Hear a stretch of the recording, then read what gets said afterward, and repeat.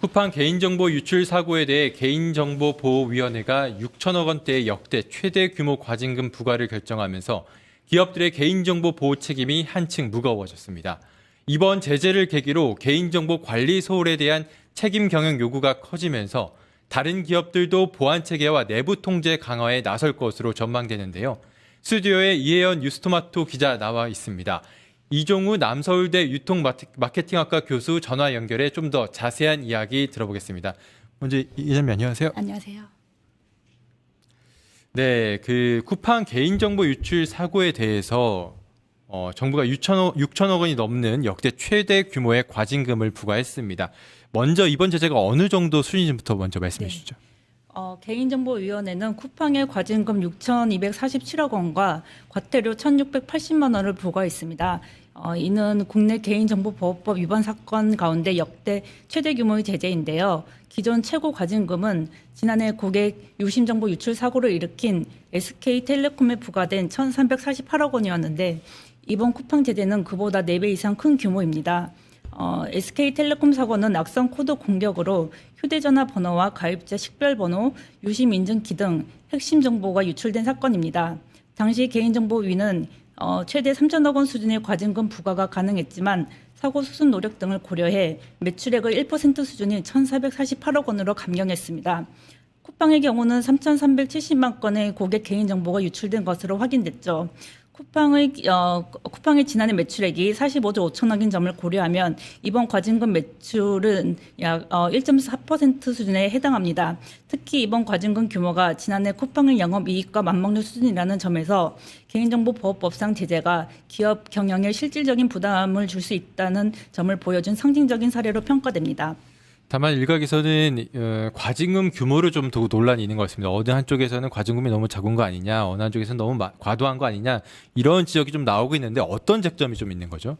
네, 이번 과징금을 두고 평가가 엇갈리고 있는데요. 시민단체와 소비자단체는 역대 최대 규모의 개인정보 유출 사고인 만큼 법정 상한에 가까운 1조 원대 과징금이 부과됐어야 한다고 주장합니다. 반면에 과징금이 과도하다는 시각도 있는데요. 쿠팡에서 유출된 정보는 고객의 이름과 주소, 연락처 등 배송 관련 정보가 대부분으로 결제 정보나 금융 정보, 신분증 정보와 같은 고도의 민감 정보는 포함되지 않았다는 점을 근거로 들고 있죠. 또 현재까지 확인된 2차 피해 사례가 없다는 점도 고려해야 한다는 주장도 있습니다. 비교 사례로 거론되는 결혼정보업체 듀오의 경우 지난해 회원 약 40만 명의 개인정보가 유출됐는데 혼인 여부와 재산 규모, 원천 징수 내역 등 개인의 경제력과 사회적 지위를 추정할 수 있는 24종의 민감 정보가 포함됐습니다. 여기에 사고 발생 후 15개월 동안 유출 사실을 알리지 않아 논란이 커졌습니다. 반면 쿠팡의 유출 정보는 민감도 측면에서 차이가 있고 2차 피해 위험성 수준도 차이가 있다는 쿠팡 측 오론도 있는데요. 정보조사에서도 현재까지 정보의 외부 유통 정황이나 금전적 피해 같은 2차 피해가 확인되지 않았다는 결론이 나왔습니다. 결국 핵심 쟁점은 개인정보위가 6,247억 원이라는 과징금을 산정한 기준이 타당했느냐는 것입니다. 네, 아무래도 최근에 기업의 개인정보 유출 사례가 늘어나면서 이번 제재가 쿠팡만의 문제가 아니라 다른 기업들에게도 영향을 줄 수 있다 이런 지적이 나오고 있는데 어떤 부분에서 이런 얘기가 나오고 있는 거죠? 네, 그렇습니다. 업계에서는 이번 조치를 사실상 모든 플랫폼 기업과 유통 IT 기업에 대한 경고 메시지로 받아들이고 있습니다. 이번 쿠팡 사례는 향후 대규모 개인정보 유출 사고에 대한 정보의 제재 수준을 가늠할 수 있는 기준점이 될 것으로 전망됩니다.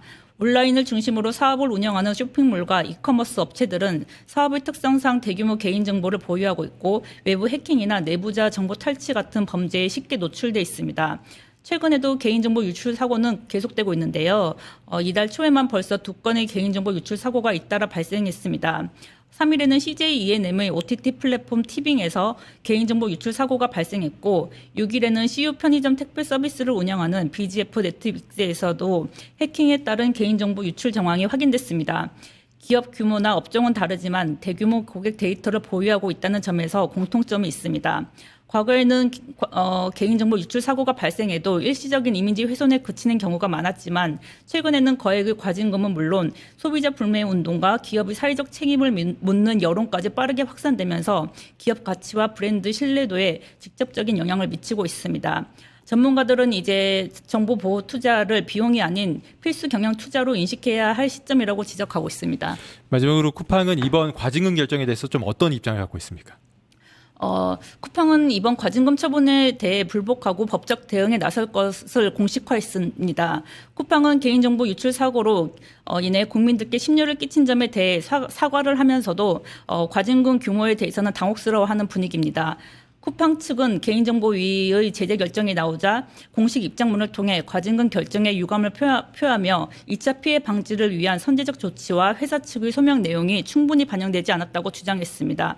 쿠팡의 모회사인 쿠팡 INC는 개인정보위원회의 과징금 부과 조치에 법적으로 대응하겠다며 서울행정법원을 통해 법적 구제 절차를 밟을 예정이라고 공시했습니다.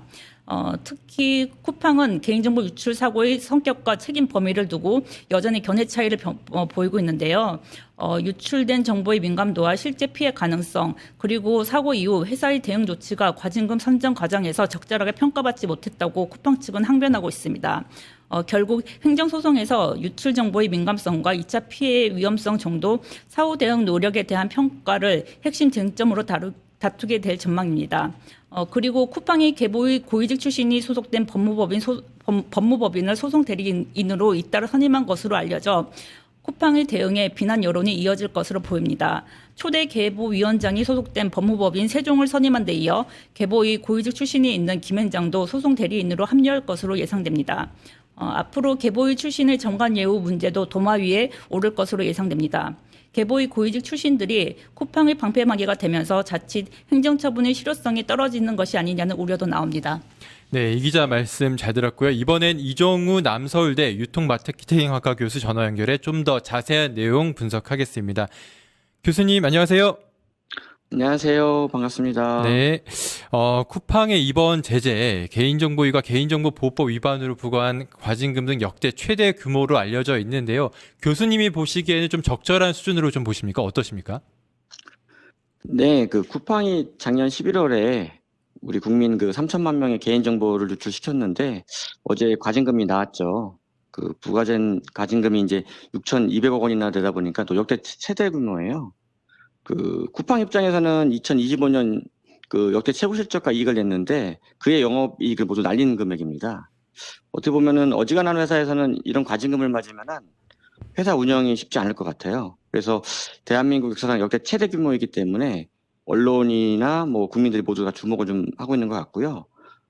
하나하나 개인정보보호법 기준으로 한번 따져보면은 우선 계보위에서는 과징금을 개인정보 유출되던 직전 3개년 평균으로 매출 평균으로 매길 수가 있는데요. 한 3% 정도를. 쿠팡의 경우는 이제 3년 평균이 이제 36조 원이니까 최대한 1조 원 정도까지 가능한데요. 근데 이번에 받은 과징금이 6,200억 원이니까 한 60% 수준이에요. 그러면 이제 앞서 문제 일으켜서 과징금을 받은 기업에 비해서 좀 과징금이 높아 보이는 측면이 있다고 볼 수 있습니다. 네, 일각에서는 이번 과징금 규모가 지난해 개인정보 유출 사고로 제재를 받은 SKT의 사례와 형평성을 고려한 결과라는 해석도 좀 나오고 있는데 이 부분에 대해서 교수님은 좀 어떻게 보세요?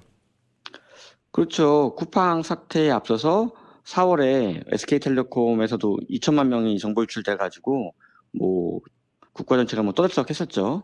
그래서 8월에 이제 처분이 내려졌는데 과징금은 약 1,300억 원 정도였습니다. 그래서 SK텔레콤 같은 경우는 평균 매출이 약 한 17조 5천억 원, 거기에 3% 정도를 적용하면은 최대 과징금은 5천억 원 정도가 가능했었는데 실제 받은 과징금은 26% 정도밖에 안 되니까 쿠팡의 60%에 비해서는 좀 상당히 좀 낮은 금액이다 보니까 이런 얘기가 나오는 것 같은데요.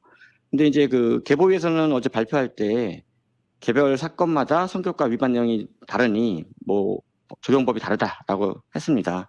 근데 이제 개인정보 사건이 회사마다 상황이 달라서 좀 복잡한 면은 있다고 생각해요. 그래서 하지만 이제 한편으로는 SK텔레콤하고 쿠팡이 이런 개인정보 유출 사태를 대하는 태도나 이런 방식에서도 좀 한번 지켜볼 필요가 있는데요. 네. SK텔레콤 같은 경우는 어떻게 보면 신속한 사과도 하고 정부 협조하고 뭔가 좀 개선을 좀 빨리 한 반면에 쿠팡 같은 경우는 사건 축소와 정부와 갈등, 고발 때문에 이제 부정적인 여론이 커졌다 보니까 어떻게 보면 사태 해결의 협조 방식과 개선 의지 등에서 좀 차이를 보였다고 하는 것 같아요. 그래서 저는 이런 게 좀 영향이 가지 않았나 라고 좀 조심스럽게 좀 생각을 하고 있습니다. 네, 아무래도 최근에 기업들의 개인정보 유출 사례가 좀 많이 빈번해지면서 아무래도 쿠팡의 이번 과징금 결정 문제가 좀 부각이 됐는데요. 그러면서 그 판단 근거를 조금 명확하고 투명하게 해야 한다 이런 지적이 나와서 이를 공개해야 된다는 목소리도 나오고 있는데 이 부분에서 교수님 어떤 생각인지 궁금합니다.